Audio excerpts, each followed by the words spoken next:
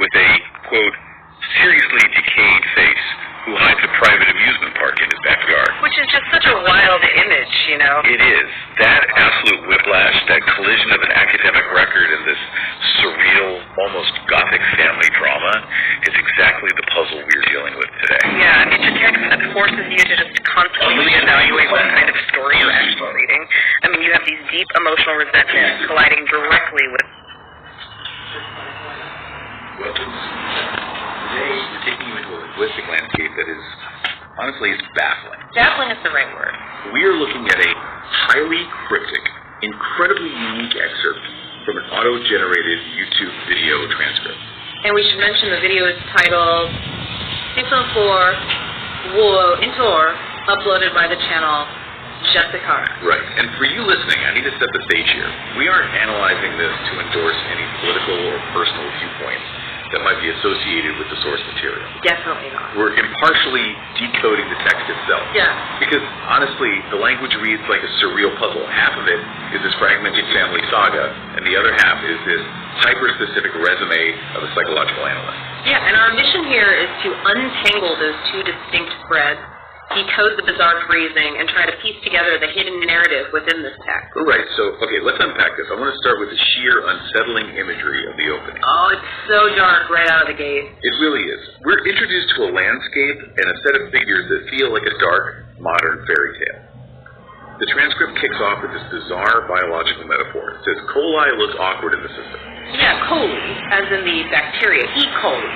Right, which is gross. Yeah. And then it immediately describes a figure with a tall face that looks young and crooked. If you think about what that coli metaphor means mechanically, it introduces the idea of an invasive pathogen, like something is actively infecting the host organism. Oh, yeah, I see. And then, yeah, the text moves instantly to these physical descriptions that are just distorted.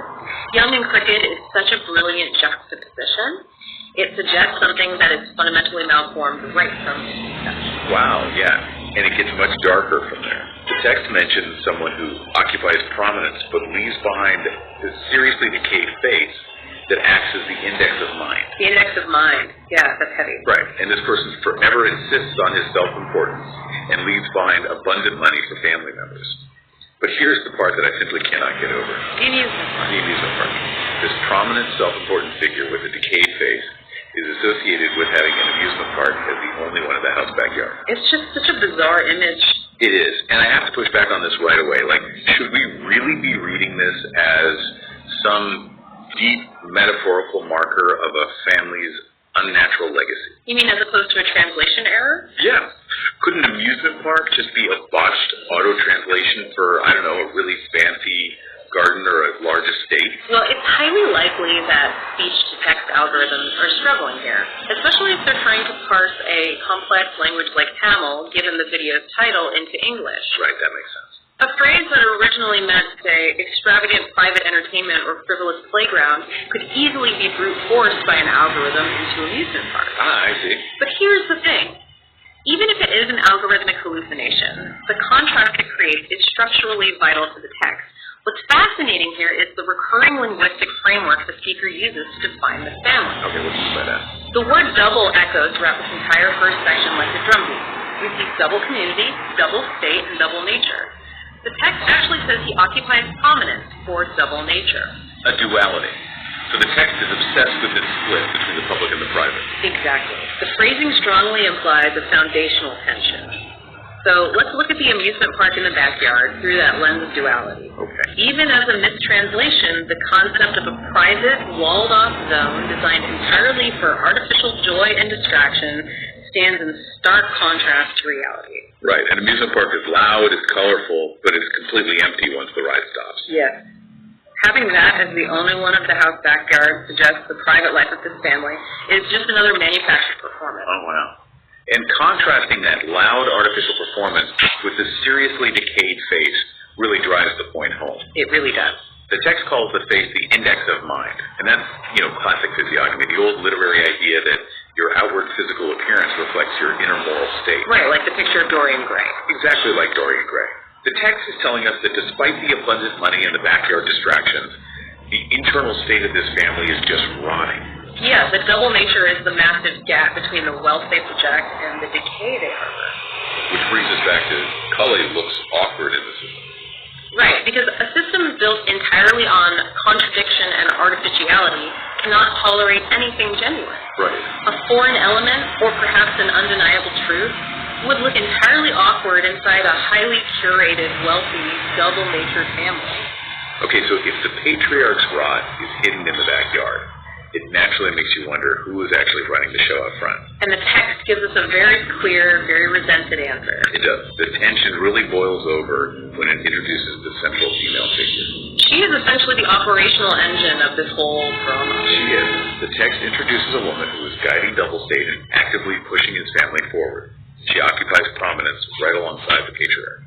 But the transcript judges her so harshly. Incredibly harshly. It claims that every move of her was against the spirit. It describes her actions as just a slur and states point blank that she didn't have anything to do with the true according motives of the family. It's a brutal assessment. So what does this all mean? How can someone be responsible for pushing a family forward, essentially keeping the lights on at the amusement park, while simultaneously acting entirely against the spirit of that family? This raises an important question about the underlying mechanics of power being described here and the allegiance of the speaker. Okay, I'll back up. She is described as waiting on intellect and speaking in the state. She is clearly the one keeping the machine running. But to the speaker, operational success is not the same as moral legitimacy. Right. The speaker believes there is a pure, original spirit to this family or community, and this woman's pragmatic actions are viewed as a betrayal of that. It's a bitter ideological split, and that bitterness generates the strangest, most unnerving phrases I have ever read. Oh, the localizing. Fascinating. Yeah, the text says the community was unneeded, and that thousands are still to be satisfied and seeking justice. And then it complains about how his family members can easily tune yellow things to visit Alaska. Yeah, those are incredible phrases. I spent a long time staring at these. I mean, I really need you to break down the etiology of a phrase like eating justice.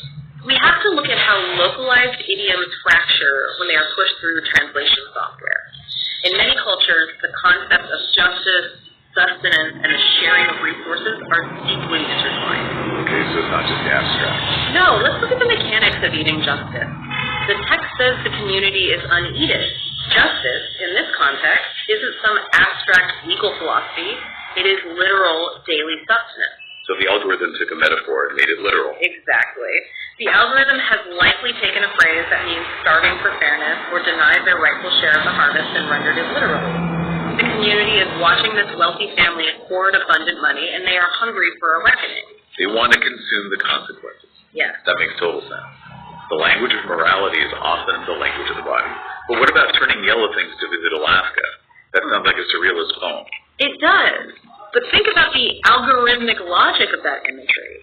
Yellow things heavily implies gold, wealth, or perhaps even cowardly action. Oh, gold, of course. And Alaska, to a translation algorithm processing a regional dialect, might simply represent the concept of the ultimate distant escape, like the farthest possible point on the map. So it's not literally the Sea of Alaska. Right. The speaker is expressing disgust over wealth extraction. While the community literally starves for justice, this family can easily use their hoarded wealth, their yellow things, to simply flee to the furthest reaches of the world. Completely avoiding the consequences of their decayed mind. Exactly. You just buy a ticket out of the rock. I mean, it paints such a vivid picture of a deeply dysfunctional dynasty. It's a complete portrait of corruption. And normally, in a narrative, this is the climax. The tension between the starving community and the fleeing wealthy family reaches a boiling point. But here's where it gets really interesting. The pivot. The text doesn't climax. It drops the Gothic drama entirely and hinges on a specific piece of media, a book. Which is the structural pivot of the entire transcript. It is. Symbolistic. And from that sentence on, the entire genre flips. It's like changing channels on a television. Totally. We go from a messy, emotional family soap opera about decayed faces to a granular, clinical recitation of academic credentials. Why does the text suddenly care so much about this author's region and professional background? Well, if we connect this to the bigger picture, the sudden genre shift is the key to understanding the mechanism of the whole document. Okay. We are not just hearing a random fragmented rant. We are being given the origin story of the analysis itself. The transition signifies a move from the raw data, which is the emotional chaos of the family, to the structured vantage point of the person who processed it. The analyst from the 𝗗𝗶𝘀𝗀𝗃 region. Yes. The text tells us this analyst has local roots, they understand the spirit and the double community, but they are a national analyst. So they have some distance. Right. This implies they have achieved a level of clinical detachment. They are the lens through which this entire family conflict has been examined, diagnosed, and ultimately recorded in the book. Wow. That makes the second half of the transcript a justification. It's essentially saying, here's why you should trust the terrifying diagnosis of the first half. Exactly. It's establishing authority. And it goes into granular detail to prove that trust. Yes. We get an exact 4-year timeline, specifically the years 1981 to 1985. Very good. Yeah. The text detail training that's in place at the Texas Institute and something called BANG, or BANG, which could be Bangalore or another regional hub. Yeah. And the focus of this international training was explicitly community health and community development. And that focus on community health is crucial to understanding the first half of the text. How so? The family's sickness wasn't contained to their backyard. It was infecting the entire system. Oh, that makes perfect sense. The text also mentions that the training involved U.S. experts. It specifically names someone called Zach, who's associated with the hospitality church, and other experts from all over the world who stayed at Bang. Right, a global effort. But the star of this academic show is a figure named Jay Singer. The text identifies Jay Singer as a transactional analyst, first as a student for 2 years. And then the best part. And then, and I absolutely love this phrase, Jay Singer became a genie in transaction for another 2 years under the guidance of PA experts led by someone named Dee. Genie in transaction. It's a spectacular phrase. It's likely another fascinating algorithmic attempt to translate a concept like master or wizard. Right, a genie is magical. It implies a level of mastery that borders on the supernatural, like someone who unlocks impossible puzzles. Which is exactly what this family is, an impossible puzzle. Exactly. But I need to understand the actual mechanics of this. The text places so much weight on this 4-year cross-continental training program in transactional analysis. Yeah. What does it actually mean to be a genie in transaction? What is the science behind this? To understand why a transactional analyst is the ultimate foil for this family, we have to look at what transactional analysis, or TA, actually is. Okay. It's a highly established psychological method developed in the mid-20th century to analyze social interactions, which is called transactions. Right. If a normal therapist looks at the software interface of a family, the shouting matches, the crying, a transactional analyst opens up the command terminal. The command terminal. Yeah, they are looking at the raw code to see the hidden psychological games taking place. So they bypass the symptoms and go straight to the programming. They do this by mapping out ego states. TA posits that people operate from 3 distinct ego states: parent, adult, or child. Okay, parent, adult, child. Right. A healthy interaction requires people to speak adult to adult, but dysfunctional systems survive by forcing people into cross-transactions to achieve hidden emotional chaos. Oh, this is going to be fascinating. Let's apply that command terminal analysis to the family described in the text. Let's map it. Look at the patriarch with his seriously decayed face, insisting on his self-importance. In TA terms, he is operating from a deeply toxic parent state. Okay. He dictates the reality of the system from a place of unearned, rotting authority.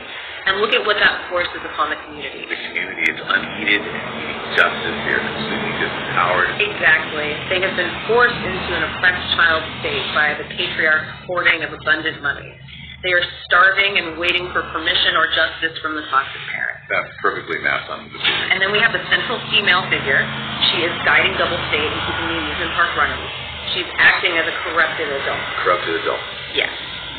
She has the intellect to operate the machine, but she uses it to sustain the dysfunction, which is why her actions are viewed as a slur against the true spirit.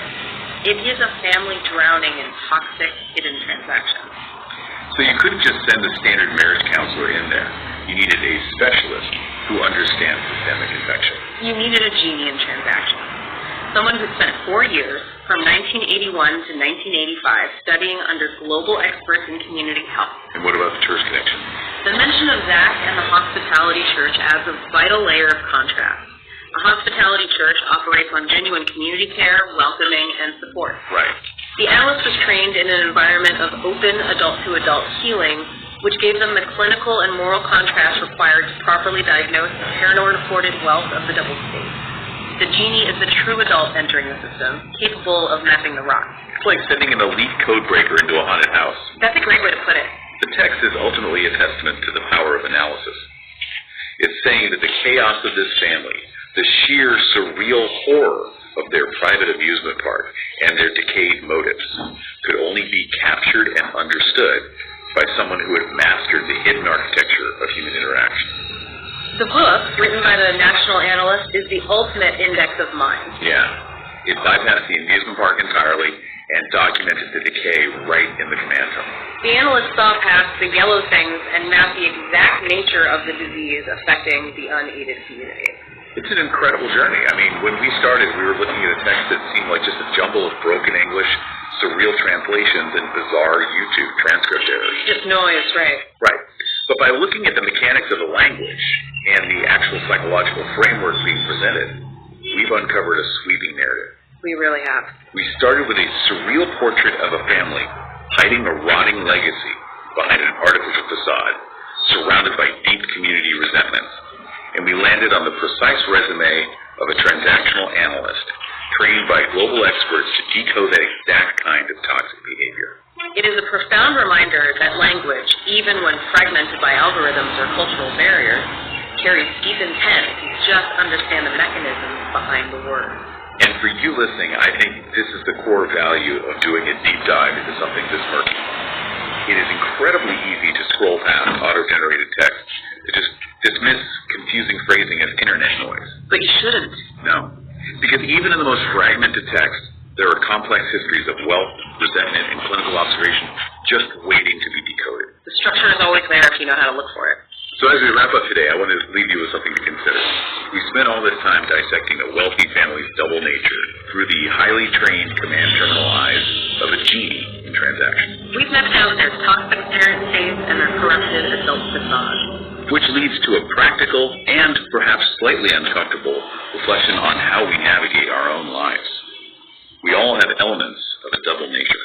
We project public faces at work, in our communities, and within our families, while harboring conflicting spirits or hidden motives beneath the surface. We all have an amusement park we use to distract from the reality of the backyard. Exactly. So how do we spot those transactional games? How do you know when someone is forcing you into a child's play just to maintain their own artificial prominence? The next time you find yourself in a romantic argument that feels like it's following a script, ask yourself what the hidden payoff is. Consider your own history, your allegiances, your frustrations. What would happen if a transactional analyst walked into your backyard, completely ignored the loud, colorful amusement park you built, and opened up the raw code of your interaction? What games would they see you playing? Once you start looking at the hidden motives, that clean roadmap of daily communication doesn't look quite so simple anymore. Because sometimes you bypass the artificial joy of the amusement park. You have to face exactly what's been rotting in the system. The diagnosis requires looking past the facade. Thank you for joining us on the Seaside. Keep questioning the transactions in your own backyard, and we will catch you on the next one.